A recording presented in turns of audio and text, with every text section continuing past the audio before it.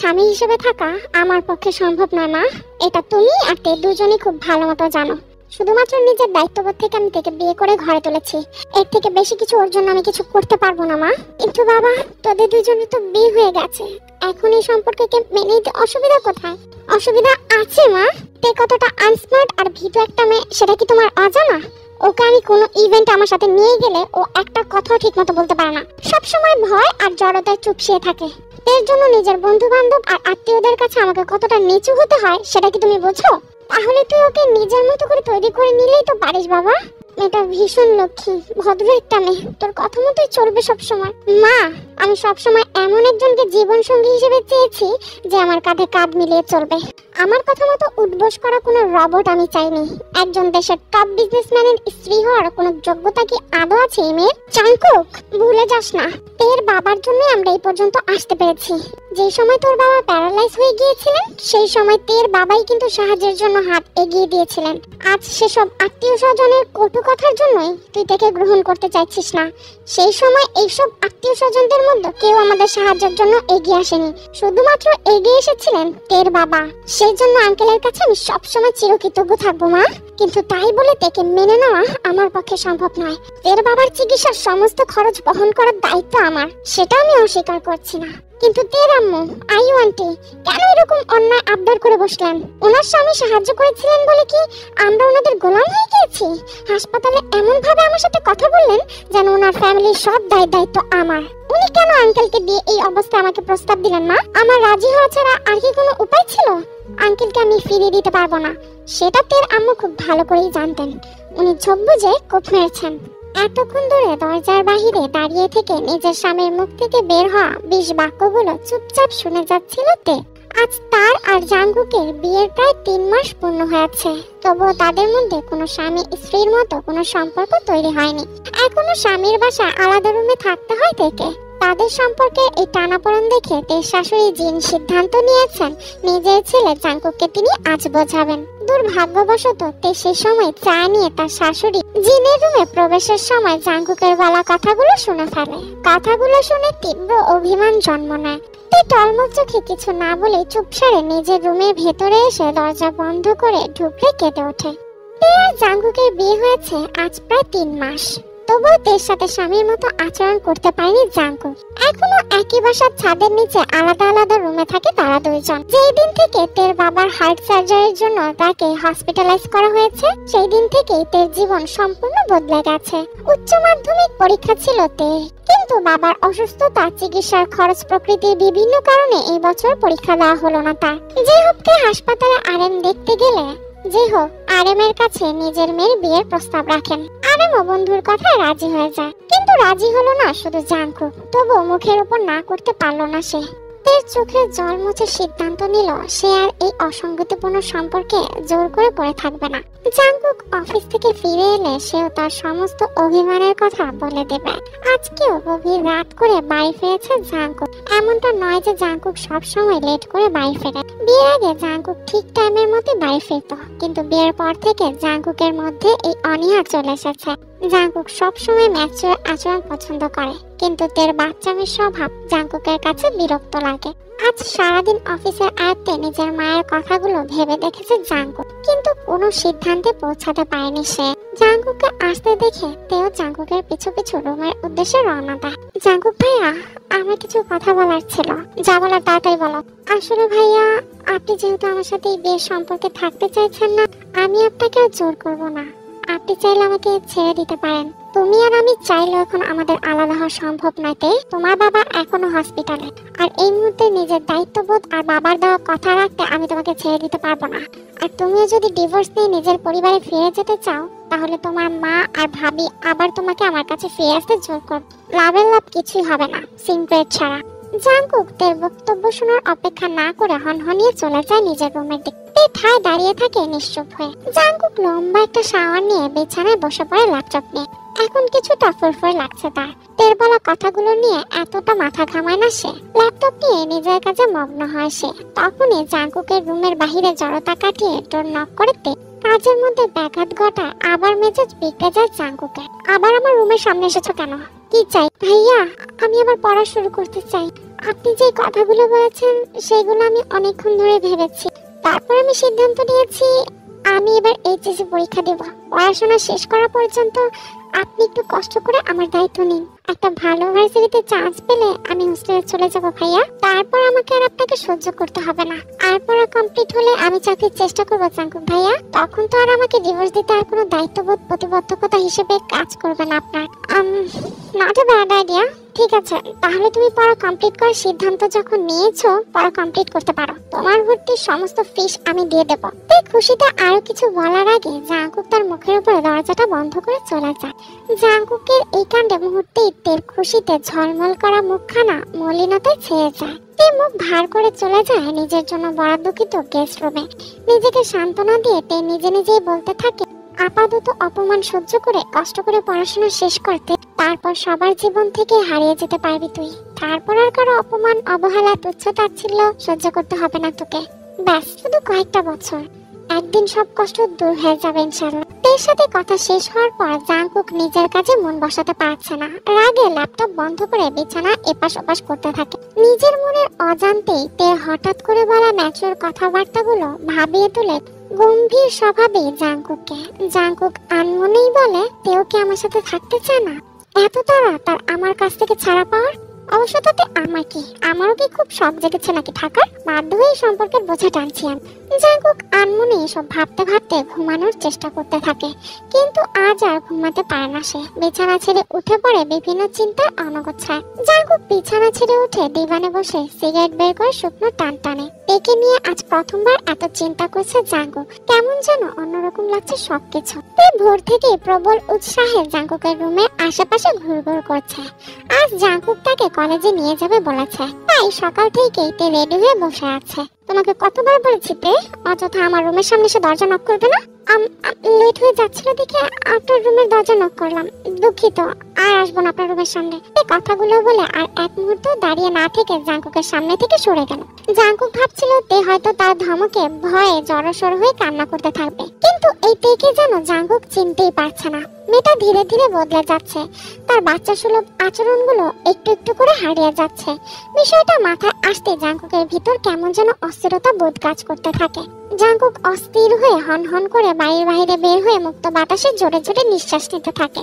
তে গাড়ির ভেতরে বসে নিঃশব্দে কান্না করছিল। জাঙ্কুককে গাড়ির সামনে দাঁড়িয়ে থাকতে দেখে তে তাড়াহুড়া করে নিজের চোখ মুখ মুছে স্বাভাবিক হয়ে বসে। ভাবলেশীন ভঙ্গিতে ড্রাইভ করতে থাকে জাঙ্কুক, যেন গাড়িতে সে ছাড়া আর কোনো মানুষ উপস্থিত নেই। এর দিকে ভুলো একবারের জন্য তাকায় না জাঙ্কুক। সে চুপচাপ উদাসীন হয়ে বসে থাকে। সিটে হেলান দিয়ে বাইরের দিকে তাকিয়ে আছে ক্ষণিকের জন্য।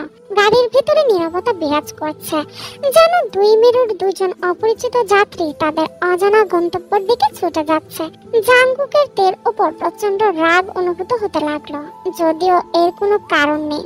তবুও জাঙ্কুকের ভীষণ রাগ লাগছে তের নীরবতা দেখে।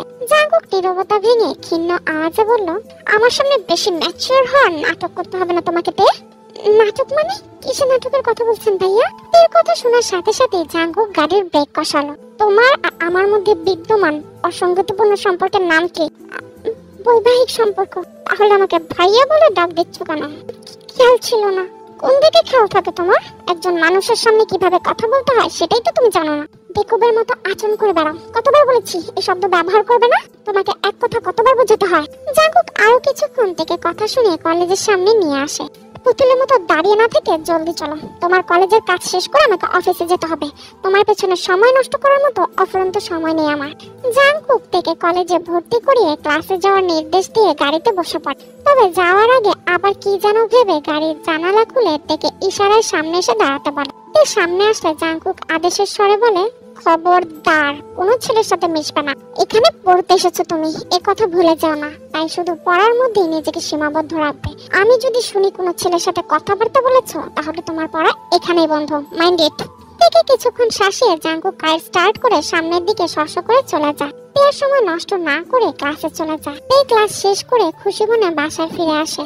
আজ লাইব্রেরি থেকে কিছু নতুন বই কিনে এনেছে তে। বইগুলো ভালোভাবে ঘেটে ঘেটে দেখতে দেখতে বেলা গড়িয়ে কখন যে সন্ধ্যা হয়ে গেছে সেই দিকে হুঁশ নেই তের। তের ধ্যান ভাঙলো কর্নিং বেলের টিং টিং শব্দে। জাঙ্কুক এসেছে ভেবে খুশি হয়ে দরজা খুলতে পরিচিত একজন মানুষকে সদর দরজায় দাঁড়িয়ে থাকতে দেখে চমকে যায়। আপনি আমাকে চিনে ফেলেছেন ভাবি? হ্যাঁ, চিনে ফেলেছি। আপনি সুগা ভাইয়া না? ঠিক ঠিক ঠিক, একদম সঠিক গেস করেছো তুমি ভাবি। উফ, সরি, তুমি করে বলে ফেললাম। আসলে তুমি বয়সে আমার থেকে ছোট তো সেজন্য। By the way, you are so smart ভাবি। সমস্যা নেই, আপনি ভেতরে এসে বসুন। এতদিনে তোর আসার সময় হলো? তোর সাথে আমার কোনো কথা নেই। যা, কথা বলবে না মানে? তোমার জন্যই তো 7 সমুদ্র পাড়ি দিয়ে দেশে ফিরে আসলাম। মাই সুইট বিউটিফুল মামি। হয়েছে, থাম, এবার আর মিথ্যা প্রশংসা করতে হবে না। তাদের দুষ্টু মিষ্টি কথাবার্তা শুনে তে মিট মিট করে হাসছে। বাড়ি ফিরতেই থেকে লিভিং রুমে ডিভানের উপরে বসে এক যুবকের সাথে হাসি মুখে কথা বলতে দেখে থমকে দাঁড়ায় জাঙ্কুক। ধুক ধুক করে ওঠে তার হৃদয় যন্ত্রখানি। সুগা ডিভানের অন্য সাইডে বসা জাঙ্কুক তার মুখ দেখতে পায় না। জাঙ্কুকের ভেতরটা অস্থিরতা ছটফট করে ওঠে পরক্ষণে। জাঙ্কুক সামনে আসতেই 3 জোড়া চোখ তার দিকে নিবদ্ধ হয়। সুগা, তুই কবে দেশে ফিরলি? কেমন আছিস তুই? আমি টোটালি ফাইন ব্রো। এই তো 2 দিন হলো দেশে এসেছি ঘুরতে। আর ব্রো, ভাবি কিন্তু খুব sweet. You are so lucky bro. সুগার কথা শুনে জাঙ্কুক আর চোখে তের দিকে তাকায়। এতক্ষণ ধরে প্রাণবন্ত থাকা তে জাঙ্কুককে দেখে কেমন যেন উদাসীন হয়ে গেছে। বিষয়টা দৃষ্টি এড়ানি জাঙ্কুকের। বুকের ভেতরটা হিংসায় কিরমির করতে লাগলো জাঙ্কুকের। জাঙ্কুক গভীর দৃষ্টিতে তের দিকে তাকিয়ে সুগার সামনে তের বাহু জড়িয়ে ধরে তেকে নিজের কাছে ঘেঁষে দাঁড় করান। তে কিছুক্ষণের জন্য নিস্তব্ধ হয়ে চেয়ে রইল জাঙ্কুকের দিকে। আজ প্রথম জাঙ্কুক স্পর্শ করলো তেকে। জাঙ্কুক গা ছাড়া ভাব নিয়ে বলল, আমি জানি সেটা। তুই কি এখানেই থাকবি নাকি? থাকার জন্যই তো এসেছি। মামার বাসায় বেড়াতে এসেছি। কমপক্ষে 1 মাস তো ঘুরবই। আমার সারাদিন কাজ থাকে অফিসে, তোর সাথে ঘোরাঘুরির সময় নেই আমার। আরে সমস্যা নেই ব্রো, আমি ভাবির সাথে ঘুরবো। এমনিতেও তোমার সঙ্গে ঘোরাটা বোরিং। সারাক্ষণ গম্ভীর হয়ে মুখটা গোমরা করে রাখো। সুগার কথা শুনে তে ফিক করে হেসে ওঠে। তবে পরক্ষণে জাঙ্কুকের গম্ভীর মুখখানা দেখে হাসি বন্ধ করে কাচুমুচু করে দাঁড়ায়। কুল ব্রো, কুল। আমি তো মজা করছিলাম। যা ঘোরাঘুরি করার নিজের বাসায় গিয়ে কর। যা। মামি দেখেছো? জাঙ্কুক ব্রো আমাকে চলে যেতে বলছে। আরে, আমার মামার বাড়িতে আমি বেরোবো না? ঠিকই তো বলেছে সুগা। ওর মামার বাড়িতে যতদিন খুশি ততদিন থাকবে, ঘুরবে, বেড়াবে। তোর সমস্যা কোথায়? সবাইকে নিজের মতো অন্তর্মুখী বানাতে চাস কেন?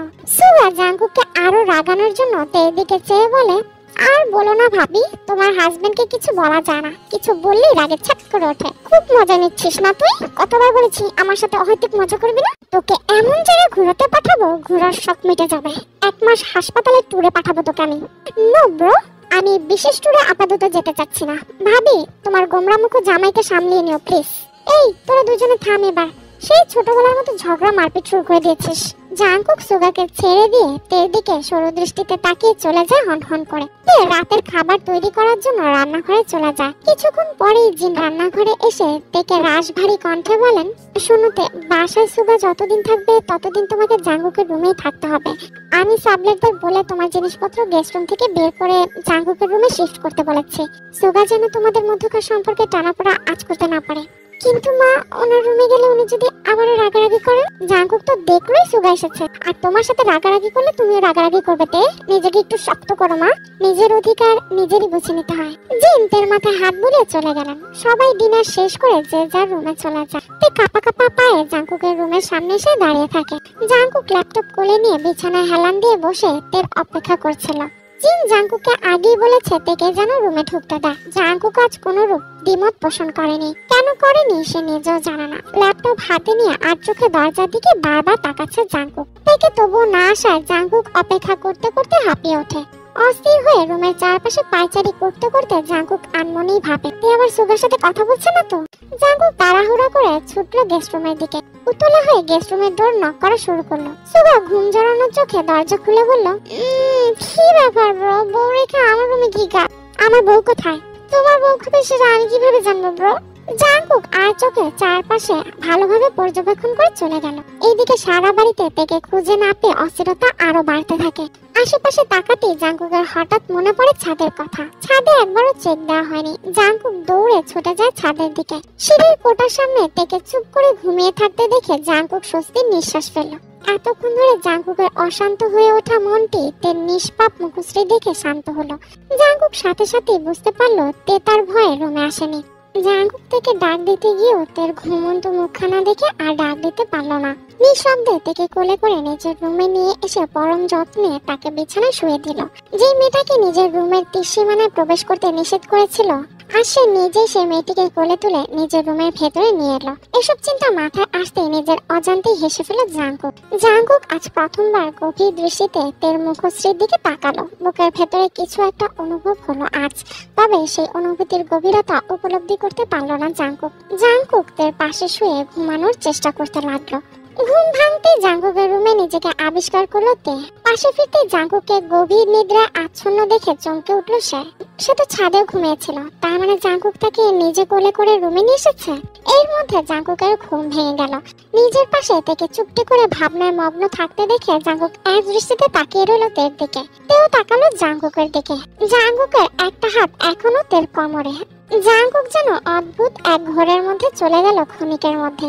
একটু একটু করে এগিয়ে এলো তের দিকে। তের নরম মসৃণ গালে আলতো করে স্পর্শ করলো জাঙ্কুক। তখনই অ্যালার্মের কর্কশ শব্দে সজ্ঞান ফিরে এলো জাঙ্কুকের। জাঙ্কুক সাথে সাথে বিছানা ছেড়ে উঠে বসলো। এই মুহূর্তে প্রচন্ড বিব্রত বোধ হচ্ছে জাঙ্কুকের। জাঙ্কুককে আরেকটু বিব্রত করে দিতে তে প্রশ্ন ছুড়ে জাঙ্কুকের পানে, আমাকে কি আপনি রুমে নিয়ে এসেছিলেন? হ্যাঁ, কিন্তু কেন? কেন মানে কি বুঝো না? বাসায় সুগা আছে, ওর সামনে আমাদের সম্পর্কের অবনতি দেখিয়ে বেড়াতে চাও। তুমি ছিল না সুগাকে, সাথে সাথে বাহিরে রটিয়ে ফেলবে সব। জাঙ্কুকের কথা শুনে তের মনে আবারও আধার নেমে আসলো। জাঙ্কুক সেই দিকে পাত্তা না দিয়ে ওয়াশরুমে চলে গেল। তে জাঙ্কুকের যাওয়ার পানে অসহায় দৃষ্টিতে তাকিয়ে রইল কিছুক্ষণ। জাঙ্কুক অফিসের ফর্মাল গেটআপে রেডি হয়ে ডাইনিং টেবিলের সামনে আসতেই সুগাকে তের সাথে হাসি মুখে কথা বলতে দেখলো। বুকের ভেতরটা হিংসায় জ্বলন্ত লাভায় টকবক করে উঠলো। মেয়েটা তার সামনে ভয়ে জড়সড় হয়ে থাকে, অথচ সুগার সামনে কত না হেসে কথা বলছে। জাঙ্কুক তার হাত টেনে তেকে নিজের কাছে নিয়ে এসে বলল, চলো তে, তোমার কাছে যেতে হবে না? কিন্তু ভাবি তো এখনো নাস্তা করেনি, না খেয়ে চলে যাবে নাকি? আমার বউ খেলো কি খেলো না তাতে তোর কি? লেট হয়ে যাচ্ছে তে। আর আমার তে নাস্তা করেছে কি করেনি সেটা তোর না ভাবলে চলবে। জাঙ্কুকের মুখে আমার তে শব্দটি শুনে তে চমকে তাকায় জাঙ্কুকের দিকে।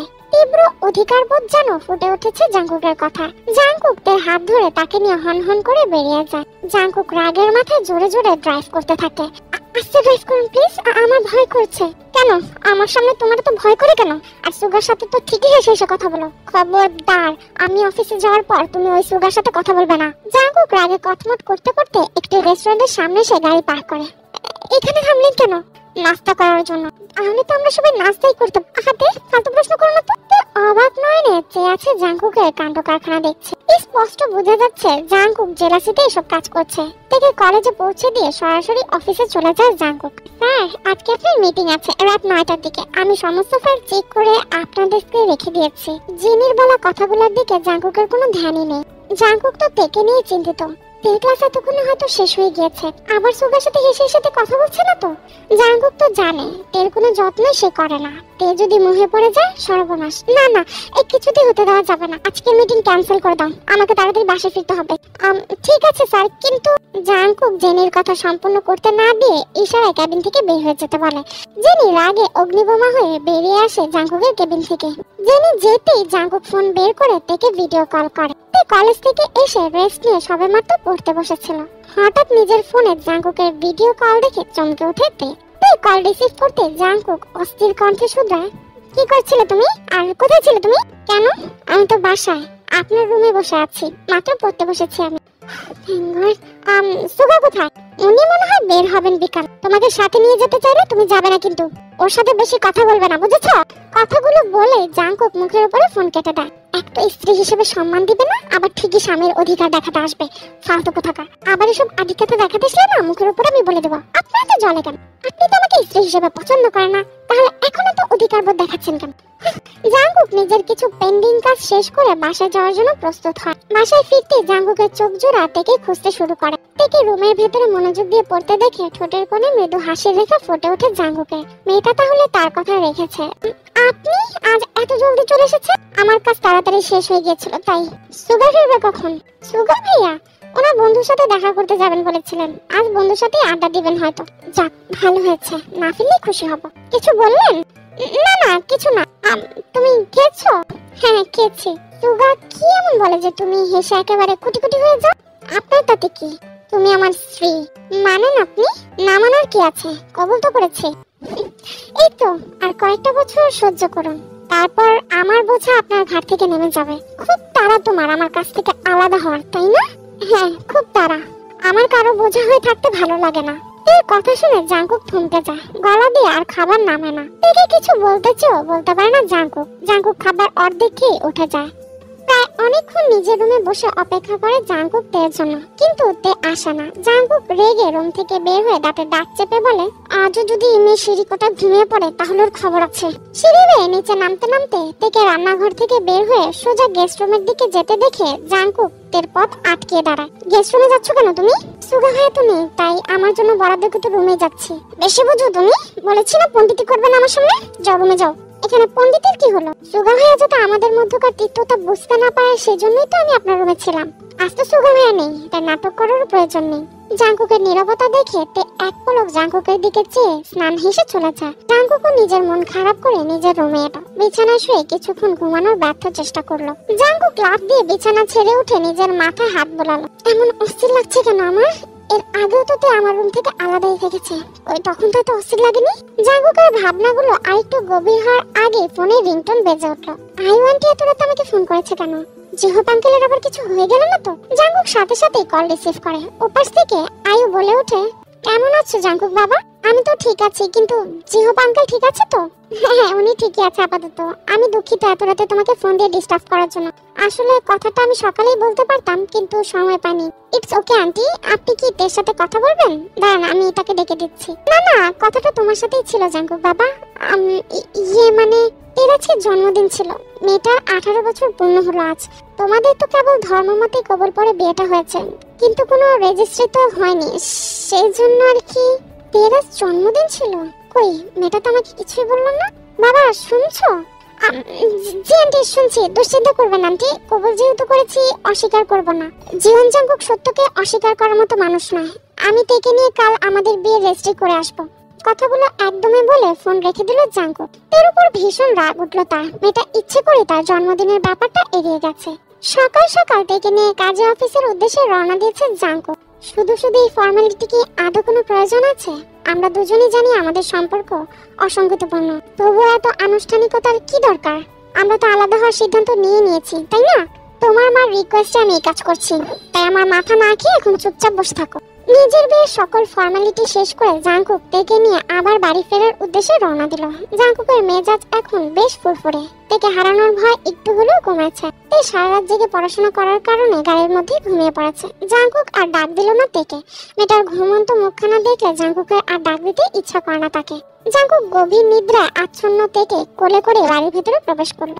তের ঘুম ভাঙলো সন্ধ্যার দিকে। নিজেকে জাঙ্কুকের ঘরে দেখে আজ আর অবাক হলো না তে। হাত মুখ ধুয়ে লিভিং রুমে আসতে সুগার সাথে সাক্ষাৎ হলো তার। অবশেষে তোমার ঘুম ভাঙলো ভাবি? আর এইদিকে কতক্ষণ ধরে তোমাকে জিমিনের ছবি দেখানোর জন্য অস্থির হয়ে আছি। জিমিন কি? জিমিনকে আমি পছন্দ করি ভাবি। অ্যাকচুয়ালি জিমিনকে দেখতে আমি দেশে এসেছিলাম মায়ের কথা, আর তাকে দেখতে গিয়েছিলাম আমি। কাজটা কিন্তু আপনি মোটেও ভালো করেননি সুগা ভাই। আমাদের বলেননি কেন? কারণ আমি তোমাদের সবাইকে সারপ্রাইজ দিতে চেয়েছিলাম। আপাতত আবার বিদেশে ফিরে যাচ্ছি। 8 মাস পর আবার দেশে ফিরে এসে জিমিনকে একেবারে বিয়ে করে নিজের সাথে নিয়ে যাবো। তখনই জাঙ্কুক বাসায় প্রবেশ করে হাতের মধ্যে কিছু একটা খাবারের প্যাকেট নিয়ে। সুগার কথাগুলো শুনে জাঙ্কুকের মনে স্বস্তি অনুভব করে। ওহ, এই ব্যাপার। কিন্তু এতে সারপ্রাইজ হওয়ার কি আছে? কেন ব্রো, তোমরা সারপ্রাইজ হও না? একদমই না। তুমি সারপ্রাইজ না হলো মিষ্টি ভাবি কিন্তু ঠিকই সারপ্রাইজ হয়েছে, তাই না ভাবি? এই ওর নাম তে, কোনো মিষ্টি টুষ্টি না। খবরদার আমার বউকে কোনো নিকনেমে ডাকবি না। কোথায় যেন পোড়া পোড়া গন্ধ পাচ্ছি ব্রো। যাও, ডাকবো না ভাবিকে কোনো নিকনেমে। নিকনেমে ডাকার মানুষের আমার অভাবই হয়েছে। এটা তুমি কি এনেছো ব্রো? ফুচকা এনেছি আমার তের জন্য। না মানে সবার জন্য। তবে সুগা যা বোঝা ঠিকই বুঝে গেল। দুষ্ট হাসি দিয়ে জাঙ্কুককে পচানো শুরু করলো। জাঙ্কুক গভীর মুখে তের হাতে খাবার প্যাকেট ধরিয়ে দিয়ে চলে গেল। আজ সুগা গেস্ট রুমে থাকার কারণে তেকে আবারও জাঙ্কুকের রুমে আসতে হয়েছে। তে গুটি সুটি পায়ে জাঙ্কুকের রুমে প্রবেশ করে দরজা বন্ধ করে দিল। জাঙ্কুক ল্যাপটপ হাতে নিয়ে ডিভানের উপর বসেছিল। তে কোনো কথা না বলে চুপিসারে বিছানায় গিয়ে শুয়ে পড়ে। তোমার জন্মদিনের কথা আমাকে বলনি কেন? এমনি বলিনি, আমার জন্মদিনটা আপনার কাছে জরুরি কিছু না। আর আপনি তো বলেছিলেন আপনার সাথে ফালতু কথা যেন না বলি। তুমি যেমন আছো তেমনই থাকো তে। আমার সাথে খাপ খাওয়ানোর জন্য নিজেকে চেঞ্জ করার প্রয়োজন নেই।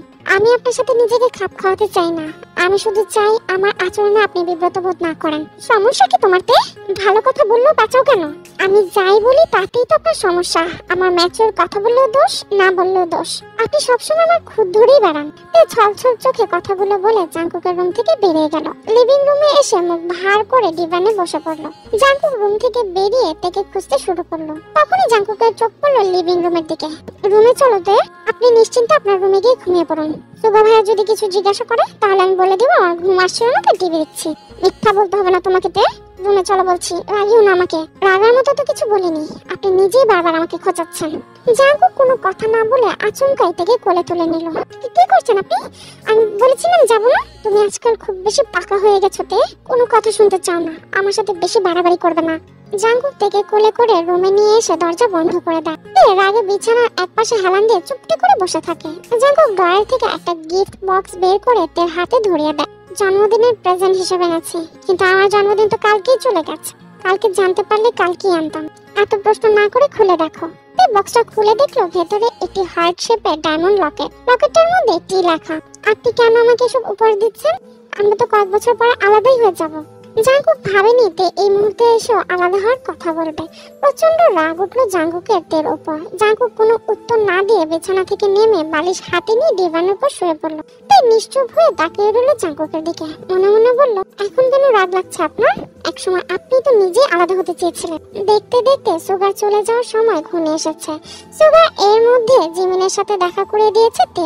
সুগার ব্যাগপত্র গুছিয়ে যাওয়ার জন্য প্রস্তুত হয়। জাঙ্কুক মুড অফ করে ডিভানে বসে আছে। সুগা চলে যাচ্ছে মানে আবার তে তার রুম ছেড়ে গেস্ট রুমে থাকতে চলে যাবে। তেকে কিভাবে নিজের রুমে রাখা যায় সেটা নিয়ে আপাতত ভাবনায় মঙ্গল হয়ে আছে জান। এখনো তের উপর অধিকার বোধ দেখানোর মতো কোনো সম্পর্ক তৈরি হয়নি তাদের দুজনের মধ্যে। রুমের ভেতরে প্রবেশ করতে বুকের ভেতরটা শূন্যতায় খা খা করে ওঠে জাঙ্কুকে। তে নেই কোথাও, চলে গিয়েছে আবার গেস্ট রুমে। জাঙ্কুকের ভীষণ অভিমান হলো আর তখনই জাঙ্কুকের কর্ণকুহরে তের কান্না জড়িত কণ্ঠস্বর ভেসে আসে। জাঙ্কুকের হৃদয়টা অদ্ভুত যন্ত্রণায় ধক করে ওঠে। জাঙ্কুক হুড়মুড় করে গেস্ট রুমের সামনে এসে থমকে দাঁড়ায়। তে মেঝেতে বসে ফুপিয়ে ফুপিয়ে কান্না করছে। কি হয়েছে তে? তুমি কান্না করছো কেন? কি হয়েছে আমাকে বলো। আমি আছি না, ভয় পাচ্ছ তুমি একা থাকতে? চলো রুমে চলো, একা থাকতে হবে না তোমার। হসপিটাল থেকে ফোন করে তাড়াতাড়ি যেতে বলেছে। আমার বাবার কণ্ঠস্বর শুনতে পারবো না। কথাগুলো বলতে বলতে ভুগলে কেঁদে উঠলো তে। জাঙ্কুক ক্ষণিকের মধ্যে বাকরুদ্ধ হয়ে গেল। কি বলে তেকে সান্ত্বনা দিবে তার জানা নেই। জাঙ্কুক আগলে নিল তেকে নিজের প্রশস্ত বাহু ধরে। জাঙ্কুক আজ উপলব্ধি করতে পারলো তার মন তার পছন্দের বিরুদ্ধে স্রোতে প্রভাবিত হয়ে সর্বনাশ করে ফেলেছে। সেই আনস্মার্ট ভীতু টাইপের মেয়ে তেকে ভালোবেসে ফেলেছে। তের বাবা মারা যাওয়ার প্রায় 1 বছর পার হয়ে গিয়েছে। এই 1 বছরে তের প্রাণবন্ত মুখশ্রী কেমন যেন ফ্যাকাশে হয়ে গেছে। জাঙ্কুক সেই দিনের পর থেকে মনে মনে সিদ্ধান্ত নিয়েছে তেকে আর ছাড়বে না, সারা জীবন আগলে রাখবে। তবুও তের সাথে জাঙ্কুকের সম্পর্ক স্বাভাবিক হয়নি, বরং আরো বিগড়ে গেছে বিভিন্ন কারণে। এর মধ্যে তের এইচএসসি পরীক্ষা শেষ হয়ে গেছে। বাবা মারা যাওয়ার পর দুশ্চিন্তা ও মানসিক কষ্টের মাঝে পরীক্ষার প্রিপারেশন নিতে হয়েছিল তেকে। জাঙ্কুক অবশ্য যতটুকু সম্ভব তেকে যত্ন করার সর্বোচ্চ চেষ্টা করেছে। তে খুব ভালো করে উচ্চ মাধ্যমিক পরীক্ষায় উত্তীর্ণ হতে পেরেছে। অন্যদিকে সুগা আর জিমিনের বিয়ের ডেট ডিলে হয়ে গিয়েছে সুগার ব্যস্ততার কারণে। তে প্রায় জিমিনের সাথে দেখা করতে যায়। জিমিনের সাথে তের এখন বন্ধুত্বপূর্ণ সম্পর্ক গড়ে উঠেছে। জাঙ্কুক অফিসে বসে বসে ভাবছে, না এভাবে আর নয়, একটা সিদ্ধান্তে আসতেই হবে। তের সাথে সব সমস্যা সমাধান করার সময় এসে গিয়েছে। জাঙ্কুক আজ তের জন্য লাল টুকটুকে শাড়ি, লাল রঙের কাচের চুড়ি আর লাল গোলাপের ফুলের তোড়া কিনেছে। আজ যেভাবেই হোক তের সাথে জাঙ্কুকের সম্পর্ক ঠিক করবে। গোলাপের তোড়া হাতে নিয়ে জাঙ্কুক মৃদু হেসে বলে, অনেক দূরে দূরে থেকেছো তুমি আমার থেকে, আর না। তের জন্য কেনাকাটা করে জাঙ্কুক খুশি মনে বাড়ি ফিরে আসে। বাড়ি ফিরতে জাঙ্কুক নিজের রুমে না গিয়ে সরাসরি গেস্ট রুমের দিকে যায়। প্লিজ দরজা খুলো বউ পাখি আমার, দেখো তোমার জন্য আমি কত কিছু এনেছি। আচ্ছা ঠিক আছে, তুমি ঠিক আর আমি ভুল। তোমাকে আর অবহেলা করব না, তোমাকে নিয়ে আর কারোর সামনে বিব্রত বোধ করবো না। তুমি যেমন আছো, যেভাবে আছো ঠিক আছো, সেভাবেই থাকো তে, আমার কোনো আপত্তি নেই। তোমার আর আমার সম্পর্ক আর গোপন রাখবো না আমি, পুরো দুনিয়া জানবে তুমি জাঙ্কুকের স্ত্রী। তের কোনো সাড়া না পেয়ে জাঙ্কুক এবার গেস্ট রুমের দরজার দিকে হাত বাড়ায়। দরজা খোলাই ছিল। জাঙ্কুক সাথে সাথে রুমে প্রবেশ করে, কিন্তু রুমের কোথাও তেকে খুঁজে পায় না জাঙ্কুক। জাঙ্কুকের হাতে থাকা উপহারগুলো বিছানায় রেখে তেকে ডাকতে থাকে। জাঙ্কুক ওয়াশরুমের দিকে এগিয়ে যায়। তে নেই সেখানে। জাঙ্কুক এবার চিন্তিত মুখে গেস্ট রুমের দিকে যায়। বেরোতে যাবে অমনি তার নজর পড়ে ড্রেসিং টেবিলের উপর রাখা একটি ছোট্ট চিরকুটের দিকে। জাঙ্কুক সাথে সাথে চিরকুটটি হাতে নিয়ে পড়া শুরু করলো। জিয়ান জাঙ্কুক, এই চিরকুটটি যদি আপনার হাতে পৌঁছায় ধরে নিন আপনার তে আর নেই। আমি চলে যাচ্ছি সবাইকে ছেড়ে। তেকে নিয়ে আর আপনার বিব্রত বোধ করতে হবে না কারোর সামনে। আপনারা সবাই তেকে বোঝা মনে করেছেন। প্রথমে আমার পরিবার বোঝা ভেবে আপনার সাথে আমাকে বিয়ে দিয়ে দিল।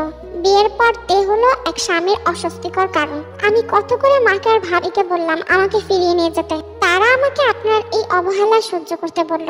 আর কতই আমি সহ্য করব। আমাকে আর আমার দায়িত্ব নিতে হবে না আপনার জিয়ান জাঙ্কুক। তে নামক বোঝা আর কাউকে বিরক্ত করবে না।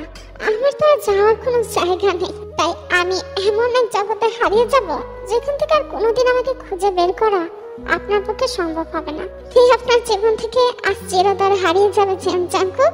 তে নিজেকে শেষ করে দেবে। আপনি আজ থেকে দায়িত্ববোধের শিকল থেকে সম্পূর্ণ মুক্তি। এটি আপনার তে রেখে যাওয়া চিরকুটটি পরে জাঙ্কুকের আত্মার পানি শুকিয়ে গেল। না, তুমি এই কাজ করতে পারো না। না, তে কোথায়? তে কোথায় গেছো? কিসব আবল তাবল লিখেছে দেখো। কোথায় সে? জাঙ্কুক, এত অস্থির হচ্ছে কেন? কি হয়েছে? তে তো বিকালে কোথায় যেন বেরিয়ে গেল। বেরিয়ে গেল মানে? কোথায় বেরিয়ে গেল? তুমি কিভাবে ওকে যেতে দিলে? আমাকে বলনি কেন? এখন কোথায় খুঁজবো আমি ওকে? ফোনটাও তো গেস্ট রুমে ফেলে গিয়েছে। জাঙ্কুক বাবা, তুই একটু শান্ত হ। কি হয়েছে তে? আমি তো কিছু বুঝতে পারছি না। জাঙ্কুক চিরকুটটি তার মায়ের হাতে ধরিয়ে দিয়ে এক প্রকার দৌড়ে বেরিয়ে যায় বাসা থেকে। জাঙ্কুক পাগলের মতো এদিক সেদিক তেকে খুঁজে বেড়াতে থাকে, কিন্তু কোথাও খুঁজে পায় না তেকে। অস্থিরতা জাঙ্কুকের দম যেন বন্ধ হয়ে আসছে। সেই রাতে জাঙ্কুক প্রেস কনফারেন্স ডেকে লাইভে নিজের বিয়ের কথা স্বীকার করে বলে, আমি অন্যায় করেছি তে, আমাকে ক্ষমা করে দাও। তুমি যেখানে আছো ফিরে আসো আমার কাছে প্লিজ। রাগের মাথায় কেন পাগলামি করো বউ আমার? আমি তোমাকে ভালোবাসি, অনেক ভালোবাসি। সারা রাত থেকে পাগলের মতো খুঁজে নিস্তব্ধ নিস্তেজ হয়ে বাসায় ফিরল জাঙ্কুক। সুগা দেশে ফিরে এসেছে আজ কয়েকদিন হলো। 1 মাস পরেই জিমিনের সাথে এঙ্গেজমেন্ট হবে সুগার। তুই তো থেকে খুঁজতে পেরেছিলি, পেয়েছিস কোথাও ওকে? না ব্রো, সারা শহর তন্ন তন্ন করে খুঁজেছি আমি, কিন্তু মিষ্টি ভাবে কোনো হদিস পাইনি। এতক্ষণে ভাবি সত্যি সত্যি আবার নিজের কোনো ক্ষতি। একদম বাজে কথা বলবি না সুগা, আমার তোর কিচ্ছু হবে না। এতই যখন টান তো অবহেলা করেছো কেন? তুমি কি ভাবো কিছুই জানি না? আমি সবকিছু শুনেছি। আমি তোমার জন্য ভাবি কঠিন সিদ্ধান্ত নিয়েছে। জাঙ্কুক আর সহ্য করতে পারে না, নিজের রুমে গিয়ে দরজা বন্ধ করে দেয়। রাগে অস্থিরতা একের পর এক জিনিস ভাঙচুর করতে থাকে। যেখানে তার তে নেই সেখানে অন্য কোনো জিনিসেরও দরকার নেই। তখনই জাঙ্কুকের কাছে একটা ফোন কল আসে। জাঙ্কুক সাথে সাথে উতলা হয়ে কল রিসিভ করে। স্যার, নীল রঙের 3 পিস পরা একটি মেয়ের কার অ্যাক্সিডেন্ট হয়েছে কাল রাতে। আপনার স্ত্রীর বয়স হবে, একটু হাসপাতালে এসে চেক করে যান তো। জাঙ্কুক মেঝে থেকে উঠে হুড়মুড়ে লিভিং রুমে এসে অস্থির কণ্ঠে পুরো ঘটনা বলল সুগাকে। এটা হতেই পারে না ব্রো, ওটা অন্য কোনো মেয়ের কথা বলেছে। I am damn sure. দাঁড়াও, আমি আসছি তোমার সাথে। হাসপাতালে পৌঁছানোর পর জাঙ্কুক খানিকটা স্বস্তি হয়। মেয়েটা তে না, তের বয়সী অন্য কেউ। তুই বাসায় চলে যা সুগা, আমি থেকে আবার খুঁজতে বের হবো। সুগা ফোর্স করে একটা নিঃশ্বাস ফেলে কাকে যেন একটা মেসেজ পাঠায়। তারপর কিছু খাবার কিনে একটি ভাড়া করা ফ্ল্যাটে চলে আসে। জাঙ্কুক ব্রোর নাজেহাল অবস্থা হয়ে গেছে। ঠিকই আছে, অবহেলা করার আগে মনে ছিল না, বুঝুক এবার। তবু আমার না জাঙ্কুক ব্রোর জন্য মায়া লাগছে, বেচারা ভাই আমার। আরে তুমি তো দেখছি একেবারে আলাদা গদগদ হয়ে গেছো। তা গদগদ হবো না, যতই হোক বড় ভাই তো আমার। আর ভাবি কোথায়? মিষ্টি ভাবি তাড়াতাড়ি নিচে আসো। সুগার ডাক শুনে তে সিঁড়ি বেয়ে তাড়াহুড়া করে নিচে নেমে আসে। উনি কি করছেন এখন? কেমন আছেন? তোমার উনিকে আরেকটু নাকারি চুবানো খাওয়ানো বাকি আছে বুঝলি। তবে যেদিন ভাইয়া জানবে ভাইয়াকে শিক্ষা দেওয়ার জন্য আমরা লুকিয়ে এগুলো করছি, আমাদের কি হাল হবে বুঝতে পারছো? ঠিকই আছে, এত কিউট একটা ওয়াইফ থাকতে তাকে নিয়ে নাকি বিব্রত বোধ করছে। জাঙ্কুক ভাইয়ের এই শিক্ষা সারা জীবন মনে থাকবে। তখনই সুগার ফোনে জিনের ফোন আসে। সুগা কল রিসিভ করতেই জিন ওপাশ থেকে বলে, সুগা তে ঠিক আছে না? হ্যাঁ মামি, ভাবি ঠিক আছে একদম। ওইটা অন্য কোনো মেয়ে ছিল, তারা চিন্তা ভুল করেছে। আমি তো ভয় পেয়ে গিয়েছিলাম। ছেলেটার মুখটা দেখেছিস কেমন হয়ে গিয়েছে? ওর সামনে মিথ্যা নাটক করতে পারছি না আমি। এবার বলে দিই সত্যিটা। এই না মামি, ব্রো আর একটু উতলা হোক তারপরে। তুই শুধরাবি না দুষ্ট ছেলে। সুগার নাম্বারে একটি আননোন নাম্বার থেকে কল আসে। সুগা একটু অবাক হয়ে কল রিসিভ করে। হ্যালো, কে বলছেন? আপনি জিয়ান জাঙ্কুকের কি হন? আমি ওনার মামাতো ভাই। কেন, কি হয়েছে? Is everything okay? আপনার ভাইয়ের কার অ্যাক্সিডেন্ট হয়েছে, ড্রিঙ্ক করে ড্রাইভ করছিল উনি। ওনাকে হাসপাতালে অ্যাডমিট করা হয়েছে, তাড়াতাড়ি আসুন। প্রায় 2 ঘন্টা পর জ্ঞান ফিরেছে জাঙ্কুকের। জাঙ্কুকের মাথায় ব্যান্ডেজ করা হয়েছে, বাম হাতের হাড় ভেঙে গেছে। মাত্রাধিক ড্রিঙ্কস করার কারণে মাথাটা এখনো ভার ভার লাগছে জাঙ্কুকের। জাঙ্কুকের জ্ঞান ফেরার কথা শোনার সাথে সাথে জাঙ্কুকের বাবা মা অস্থির হয়ে ছুটে আসেন জাঙ্কুকের কাছে। দিন ছেলেকে জড়িয়ে ধরে কান্না জোরে দেন। আমি এখন ঠিক আছি মা, তুমি দুশ্চিন্তা করো না। সুগা, তের কোনো খোঁজ পেলি? আমাদের ক্ষমা করে দে বাবা, তের ব্যাপারটা নিয়ে এত বেশি বাড়াবাড়ি আমরা করতে চাইনি। মানে কি বলতে চাইছো তুমি মা? এক মিনিট, তের কোনো খোঁজ পেয়েছো তোমরা? ঠিক আছে না? বেঁচে আছে না? কোথায় সে? Jungkook bro please cool down, আমি সব বলছি তোমাকে। আসলে ব্রো তুমি মিষ্টি ভাবিকে কারোর সামনে স্বীকার করতে চাইছিলে না দেখে আমরা তোমাকে একটা সাহায্য করতে চেয়েছিলাম। তার জন্য আমি আর জিমিন মিলে ভাবিকে এতদিন লুকিয়ে রেখেছিলাম যাতে তুমি ভাবির মূল্য বুঝতে পারো। সুগার বাচ্চা, তোর সাহস কি করে হলো এতদিন এই বদমাইশি করা? ব্রো প্লিজ আমাকে ক্ষমা করে দাও, I am sorry bro. Rascal, তোকে আমি ফুটন্ত গরম পানিতে চোবাবো শালা। কত বড় সাহস তোর, তুই আমার কাছ থেকে লুকিয়ে রেখেছিস? তোকে তো আমি। জাঙ্কুক বাবা মাথা ঠান্ডা কর, সুগা একাদশী না বাবা, সবটা আমিও জানতাম।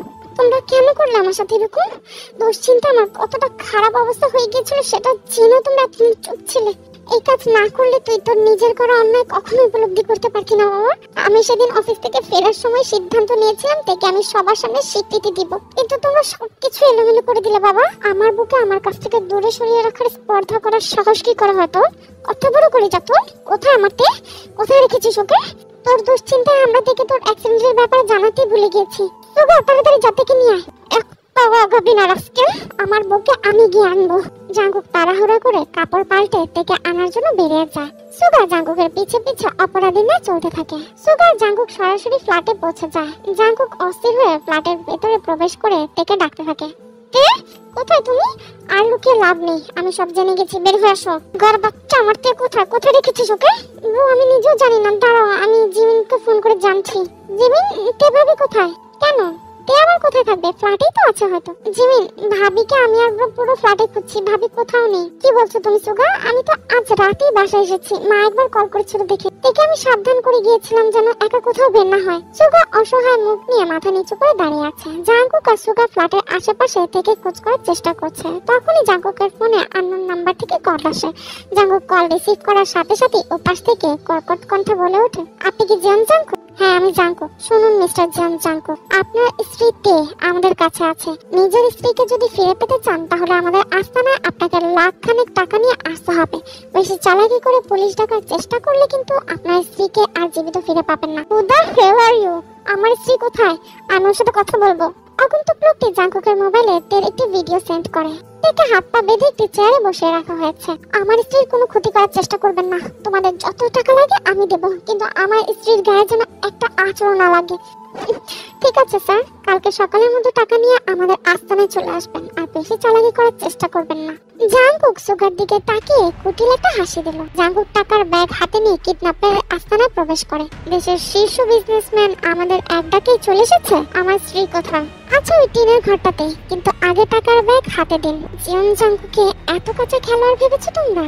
কিডন্যাপার গুলো জাঙ্কুকে ছুরি দিয়ে আঘাত করতে যাবে তার আগেই সুগা পুলিশ নিয়ে এসে হাজির হয়। পুলিশ দেখে ভয়ে পালানোর চেষ্টা করতে থাকে কিডন্যাপাররা। সুগাকে এদিকে সামলানোর ইশারা করে জাঙ্কুক দৌড় দিয়ে টিনের ঘরের তালা ভেঙে পরিত্যক্ত ঘরটিতে ঢুকে পড়ে। কিচ্ছু হবে না জান বাচ্চা আমার, এই তুমি এসে পড়েছি তোমার কাছে, এখন আর ভয় নেই।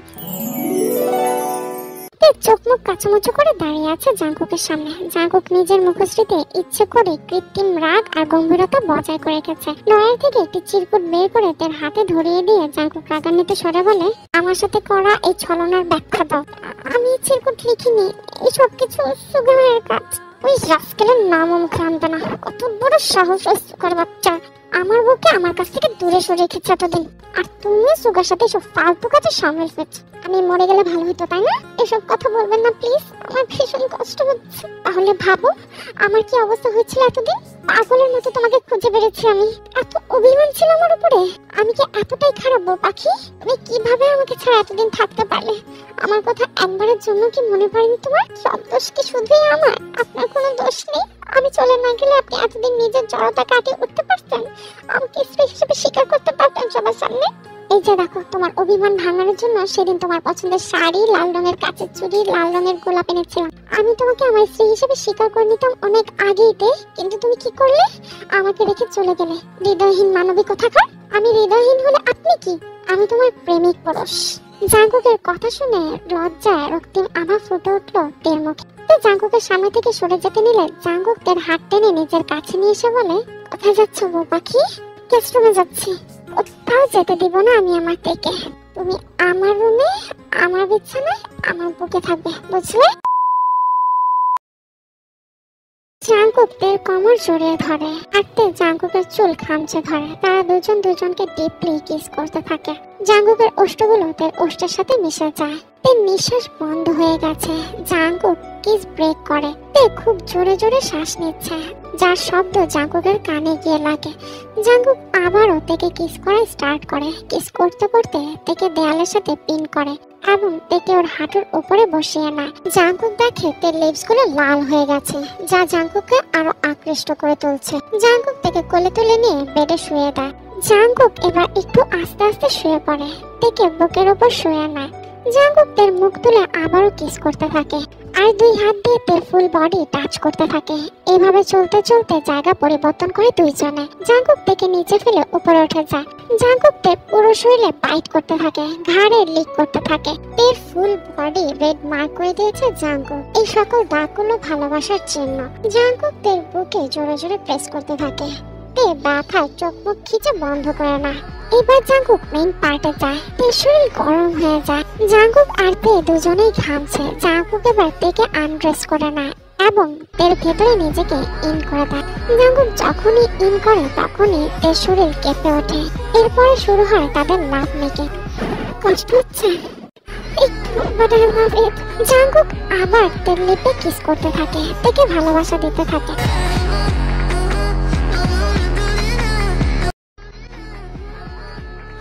জাঙ্কুক আমার পারবো না, অনেক কষ্ট হচ্ছে। আমার হয়েছিল, আমাকে যখন ছেড়ে গিয়েছিল কেমন লাগছে? ভালো লাগছে না? আমার হয়েছিল জান, আমাকে ছেড়ে যাওয়ার শাস্তি এটা। নাও এনজয় ইট। এক সুপ্ত অনুভূতির জোয়ারে ভেসে যাচ্ছে দুজন। এই একান্তে তারা যেন পুরো পৃথিবী থেকে বিচ্ছিন্ন হয়ে হারিয়ে যাচ্ছিল একে অপরের মাঝে।